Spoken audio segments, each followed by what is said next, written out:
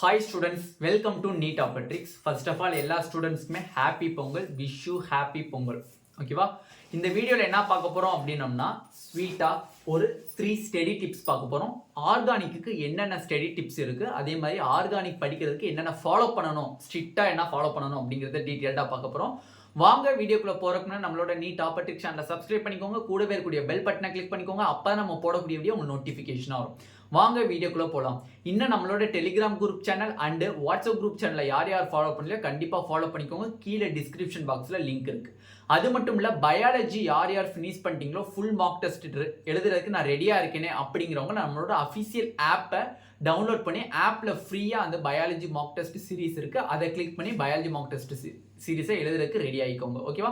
Okay, இப்போ first of all பார்த்தீங்கன்னா எக்கச்சக்கமான ஸ்டூடெண்ட்ஸ் என்கிட்ட நார்மலாக என் கிளாஸில் படிக்கக்கூடிய ஸ்டூடெண்ட்ஸாக இருந்தாலும் சரி, இல்லை அதர் நம்மளோட ஃபாலோவர்ஸாக இருந்தாலும் சரி, யாராக இருந்தாலுமே என்ன கேட்குறீங்கன்னா, ஆனால் எப்படி தான் ஆர்கானிக் கெமிஸ்ட்ரி நம்ம படிக்கிறது ரொம்ப டிஃபிகல்ட்டாக இருக்குது, நான் எவ்வளோ தான் சால்வ் பண்ணாலும் எனக்கு 25% தான் கரெக்டான கொஷின் நம்பர்ஸ் வருது, பட் வந்து பார்த்தீங்கன்னா 75% எனக்கு எந்த கொஷினுக்குமே ஆன்சர் வர மாட்டேது அப்படின்னு சொல்கிறாங்க. அதுக்கு எதை ஃபாலோ பண்ணணும், என்ன 3 ஸ்டடி டிப்ஸ் அப்படிங்கிறத தெளிவாக பார்த்துடலாம். ஆர்கானிக் ஸ்டடி டிப்ஸ் அப்படிங்கிறதுல எதை ஃபாலோ பண்ணணும், என்ன மாதிரி ஃபாலோ பண்ணணும், ஸ்ட்ரிக்டாக எதை ஃபாலோ பண்ணணும். ஓகேவா? அதே மாதிரி ஸ்டடி டிப்ஸ் என்னது, ஸ்டடி டிப்ஸ் என்னது, இதை தான் நம்ம பார்க்க போகிறோம். ஓகேவா?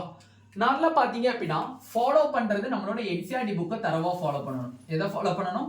என்சிஆர்டி புக்கை தரவா ஃபாலோ பண்ணணும். ரெண்டாவது பார்த்தீங்க அப்படின்னா நம்ம எல்லாருமே ஃபாலோ பண்ணக்கூடியது என்னது, நார்மலாக class notes. Very very very very important. ஏன்னா வந்து புக்கை நீங்கள் பார்க்குற பட்சத்தில் உங்களுக்கு எதுவுமே அவ்வளோவா தெரியாது. கிளாஸ் நோட்ஸில் நீங்கள் ஒரு கோச்சிங் சென்டர் போகிறீங்க, இல்லை ஒரு ஆன்லைன் கிளாஸில் சேர்ந்து படிக்கிறீங்க, இல்லை செல்ஃப் ஸ்டடி படிக்கிறீங்கன்னா உங்களுக்கு நீங்களே ஒரு நோட்ஸ் எடுத்து வச்சுருப்பீங்க. என்னதான் நம்ம புக்கை பார்த்து படித்தாலும் ஒரு கிளாஸ் நோட்ஸை உங்களோட ஓன் நோட்ஸை பார்த்து படித்தா மட்டும்தான் உங்களுக்கு அது ப்ராக்டிஸாக இருக்கும். தேர்டு பார்த்தீங்க அப்படின்னா நம்மளுக்கு புக்கு பேக்கு எக்ஸசைஸ் அண்டு பிஒய்க்யூவை கரெக்டாக ஃபாலோ பண்ணணும். பிஒய்க்யூவை கரெக்டாக ஃபாலோ பண்ணணும். இதுதான் நீங்கள் ஃபாலோ பண்ண வேண்டியது. ஓகே, இது ஆல்ரெடி நம்ம எல்லாத்துக்குமே தெரியும். இப்போ எப்படின்னே படிக்கிறது, அதுக்குரிய ஸ்டடி டிப்ஸ் சொல்லுங்க. நார்மலாக ஒரு லெசன்ஸ் எடுக்கிறீங்க, for example aldehyde ketones carboxylic acid, இதை எப்படி படிக்கிறது, எப்படி கொஷின்ஸ் அட்டன் பண்ணுறது. ஃபர்ஸ்ட் ஆஃப் ஆல் ஒரு தடவை கோ த்ரூ பண்ணிக்கோங்க. எப்படி நீங்கள் லெக்சர் பார்க்குறீங்களோ லெக்சரை பார்த்து படிச்சுக்கோங்க. பார்த்துட்டு உங்களோட ஓன் நோட்ஸ் எடுத்துக்கோங்க. ஓன் நோட்ஸ் எடுத்துட்டிங்கன்னா அந்த ஓன் நோட்ஸவே நீங்கள் எக்ஸாம் வரையும் படிக்கவே கூடாது. ஓகே, அதான் பண்ணுறது தான் பெரிய தப்பு. இப்போ ஒரு ரியாக்ஷன் இருக்குது, ஃபார் எக்ஸாம்பிள் ஓகேவா, ரோசன்மண்ட் ரிடக்ஷன் அப்படின்னு இருக்கு. ரோசன்மண்ட் ரிடக்ஷன் இருக்கு. ஓகேவா? இதை ரியாக்ஷன் உட்காந்து படிச்சுட்டுலாம் இருக்கக்கூடாது. இதுல என்ன நடக்குது, ஃபர்ஸ்ட் பாயிண்ட் ரியேஜென்ட்டை ஞாபகம் வச்சுக்கணும். எதை ஞாபகம் வச்சுக்கணும்? ரியேஜென்ட்டை ஞாபகம் வச்சுக்கணும். பெலேடியம் பார் பேரியம் சல்ஃபேட், பெலேடியம் பார் பேரியம் சல்ஃபேட். ரெண்டாவது என்ன ஞாபகம் வச்சுக்கணும், இதுல ரியாக்டண்டா யார் இருக்காங்க, ஆசிட் குளோரைடு. இதுல ரியாக்டண்டா யார் இருக்காங்க, ஆசிட் குளோரைடு. அவ்வளவுதான் நீங்க ஞாபகம் வச்சுக்க வேண்டியது. ரியாக்ஷன் உட்காந்து நீங்க படிக்கவே கூடாது. இப்போ எனக்கு இந்த 2 பாயிண்ட் ஞாபகம் இருந்தாலே போதும். நான் ரோசன்மண்ட் ரிடக்ஷன் எப்படி கொஸ்டின் கேட்டாலும் நான் எழுதிடுவேன். எழுதிடுவேன். எப்படின்னே சொல்றீங்க, ஃபார் எக்ஸாம்பிள் உங்களுக்கு பண்ணி காமிக்கிற பாருங்க. Acid chloride means RCOCl plus Rosenmund reduction சொல்லிட்டாங்க. என்னன்னு சொல்லிட்டாங்க? ரோசன்மண்ட் ரிடக்ஷன். ரிடக்ஷன் மீன்ஸ் என்னது, நம்மளுக்கு அடிஷன் ஆஃப் ஹைட்ரஜன். அப்ப ஹைட்ரஜனை ஆட் பண்ணிடுறேன். என்ன ரியேஜென்ட்? பெலேடியம் பார் பேரியம் சல்ஃபேட். அப்ப நல்லா பாருங்க, ஹைட்ரஜன் என்னவாகும், H-1 H+1 கிடைக்கும். இதுல Cl-1 RCO+ கிடைக்கும். அப்ப பிளஸ் மைனஸோட பேசுறோம், மைனஸ் பிளஸோட பேசுறோம். அப்ப என்ன ஃபார்ம் ஆகும் நம்மளுக்கு, RCOH. அப்ப RH-O பிளஸ் HCl அப்படிங்கிறது நம்மளுக்கு கிடைக்கும். அவ்வளவுதான், தட்ஸ் ஆல், முடிஞ்சு. எனக்கு ரியாக்ஷன்ஸ் முடிஞ்சு. நான் மெமரி பண்ணிக்கிட்டது என்னது, ரியேஜென்ட் பிளஸ் என்ன ரியாக்டன்ட். அவ்வளவுதான், அவ்வளவு மட்டும்தான் உங்களுக்கு மெமரியில இருக்கணும். ஓகேவா? அப்ப இந்த ஸ்டடி டிப்ஸ்ல ஃபர்ஸ்ட் நீங்க பார்க்க வேண்டியது ரியேஜென்ட். Very very important. ஏன்னா ஒவ்வொரு ரியாக்ஷனுக்கும் ஒவ்வொரு ரியேஜென்ட் இருக்கு. ஃபார் எக்ஸாம்பிள் ரோசன்மண்டுக்கு எப்படி பெலேடியம் ஆர் பேரியம் சல்ஃபேட் இருக்கோ அதே மாதிரி அல்டால் கண்டென்சேஷனுக்கு ஒரு ரியேஜென்ட் இருக்கு, ஸ்பெசிபிக் ரியேஜென்ட். என்னது? Dilute NaOH. அதே மாதிரி கனிசாரோவுக்கு கான்சென்ட்ரேட்டட் NaOH. ஸ்டீஃபன் ரியாக்ஷனுக்கு ஸ்டானஸ் குளோரைடு பார் HCl. ஈட்டாடு ரியாக்ஷனுக்கு குரோமைல் குளோரைடு. இப்படிங்கிற ஒவ்வொரு ரியாக்ஷனுக்குமே ஒரு ஸ்பெசிபிக் ரியேஜென்ட் இருக்கு. அந்த ரியேஜென்ட்டை நீங்க தயவு செஞ்சு மனப்பாடம் பண்ணணும். அப்பதான் எந்த ரியேஜென்ட்டை உங்களுக்கு கொடுக்குறாங்க, என்ன அங்க நடக்கும், எந்த ரியாக்ஷனுக்கு கீழே வருது அப்படிங்கிறது தெளிவா நம்மளுக்கு தெரியும். ஓகேவா?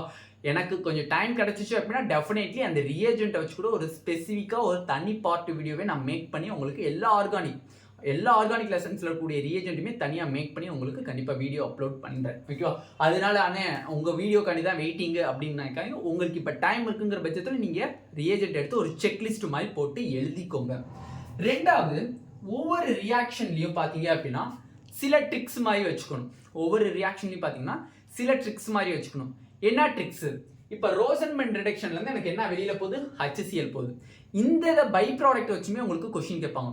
ஃபார் எக்ஸாம்பிள், ஆல்டிஹைட் கீட்டோன்ஸில் எந்த ரியாக்ஷன் வந்து வாட்டர் ரிலீஸ் பண்ணுது, எந்த ரியாக்ஷன் வந்து வாட்டர் ரிலீஸ் பண்ணுது அப்படின்னு கேட்டாங்கன்னா அமோனியா டிரைவேட்டிவ்ஸ். அமோனியா டிரைவேட்டிவ்ஸ் அப்படிங்கிற ஒரு ஈக்குவேஷன் ரியாக்ஷன் இருக்கு. அந்த ரியாக்ஷன்ல மட்டும் தான் நம்மளுக்கு வாட்டர் கிளீவ் பண்ணி வெளியில கொண்டு வரும். ரெண்டாவது, அல்டால் கண்டென்சேஷன்ல ஆல்சோ நம்மளுக்கு வாட்டர் கிளீவ் பண்ணி வெளியில கொண்டு வரும். அப்போ by product also very very important. By ப்ராடக்ட்டை தெளிவா படிச்சுங்க. ஏன்னா சம்டைம்ஸ் மெயின் ப்ராடக்ட்டை கேட்காம பை ப்ராடக்ட்டை வச்சும் கொஸ்டின் கேட்பாங்க. ஓகேவா? பை ப்ராடக்ட்டை வச்சும் கொஸ்டின் கேட்பாங்க. நெக்ஸ்ட் தேர்ட் பாயிண்ட் பாத்தீங்க அப்படின்னா linked questions. Linked questions means என்னன்னா linked questions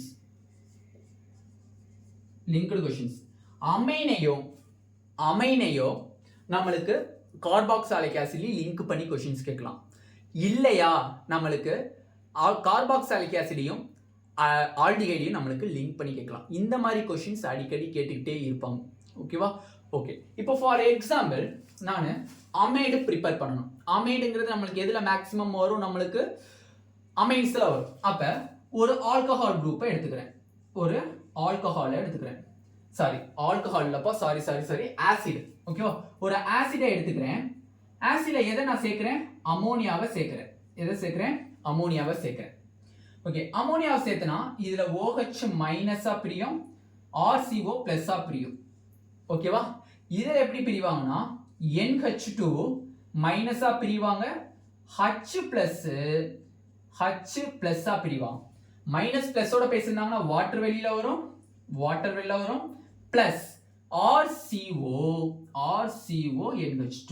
இந்த மாதிரியான லிங்க்டு கொஸ்டின்ஸ் கேட்கலாம். ஓகேனே, இந்த அமைடு ஓகேவா? என்ன வந்திருக்கு? ஆசிட்ல இருந்து அமைடு வந்துச்சு. அமைடை திருப்பி ஹைட்ராலிசிஸ் பண்ணீங்கன்னா உங்களுக்கு என்னதான் கிடைக்கும்? அமைடை திருப்பி ஹைட்ராலிசிஸ் பண்றீங்க. ஹைட்ராலிசிஸ் பண்ணா உங்களுக்கு என்னதான் கிடைக்கும்? திருப்பி ஆசிட் தான் கிடைக்கும். ஓகேவா? இந்த மாதிரி லிங்க்டு கொஸ்டின்ஸை நீங்க தரவா எழுதி வச்சுக்கிறது ரொம்பவே பெட்டரா இருக்கும்.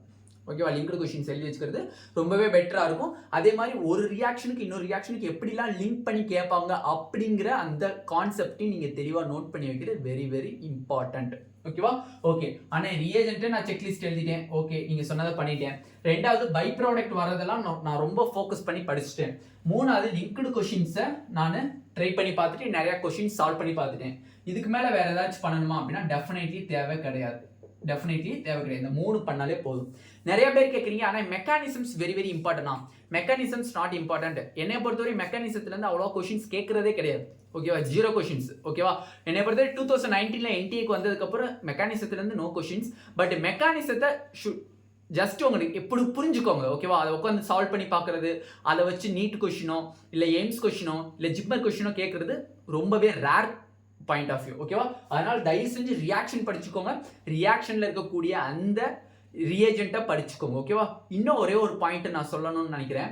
எந்த ஒரு ரியாக்ஷன்ஸ் இருக்கு, ஒரு 3 பேஜஸ்ல இருக்கு. For example Markovnikov of addition rule, anti Markovnikov of addition ரூல்ஸ்லாம் இருக்கு, ஹைட்ரோகார்பன்ல இருக்குன்னா அது ஒரு 2 பேஜஸ் இருக்கு. அந்த 2 பேஜஸையும் நீங்க உட்காந்து மனப்பாடமே பண்ணக்கூடாது.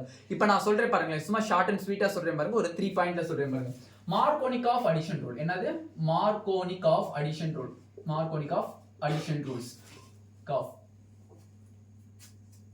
addition rules.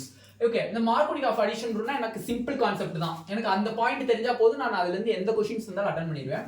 மார்க்கோனிக் ஆஃப் அடிஷன் ரூல்ல எந்த கார்பன்ல லோ ஹைட்ரஜன் இருக்கோ, எந்த கார்பன்ல லோ ஹைட்ரஜன் இருக்கோ எனக்கு அங்க வந்து நெகட்டிவ் பார்ட் வந்து உட்காருவாங்க. அதே மாதிரி எந்த கார்பன்ல எனக்கு ஹை ஹைட்ரஜன் இருக்காங்களோ அங்க பாசிட்டிவ் பார்ட் வந்து எனக்கு உட்காருவாங்க. ஓகே, அவ்வளவுதான் என் கான்செப்ட். இதுக்கு அப்படியே ஆப்போசிட்டா எழுதுனா என்னது? Anti Markovnikov of. மார்க்கோனிக் ஆஃப்ல எந்த ஒரு ரியேஜென்ட்டுமே இருக்காது. நோ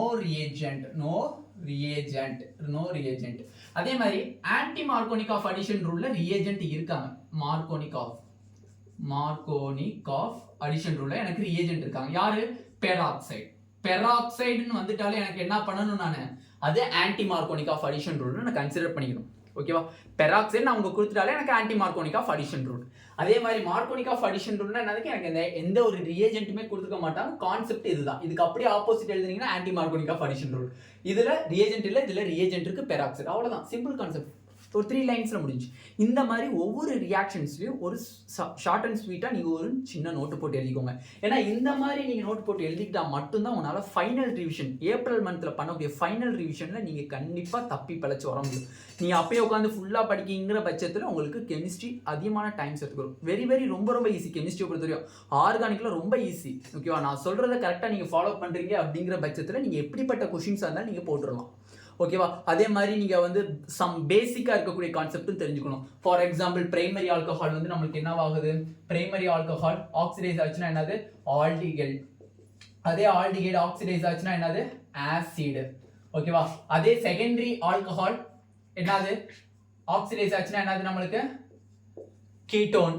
அதே கீட்டோன் வந்து ஆக்சிடைஸ் ஆச்சுன்னா என்னது நம்மளுக்கு? ஆசிட். ஓகேவா? அதே ரிவர்ஸ் ப்ராசஸ்ல நடக்குதுன்னா ரிடக்ஷன் நடக்குது. இப்போ அதே ஆசிட் வந்து ரிடக்ஷன் நடந்தா என்னது நம்மளுக்கு? கீட்டோன். அதே கீட்டோன் ரிடக்ஷன் நடந்தா என்னது நம்மளுக்கு? Secondary alcohol. அதே ஆசிட் வந்து ரிடக்ஷன் நடந்தா என்னது நம்மளுக்கு? ரிடக்ஷன் நடந்தா ஆல்டிகைட்.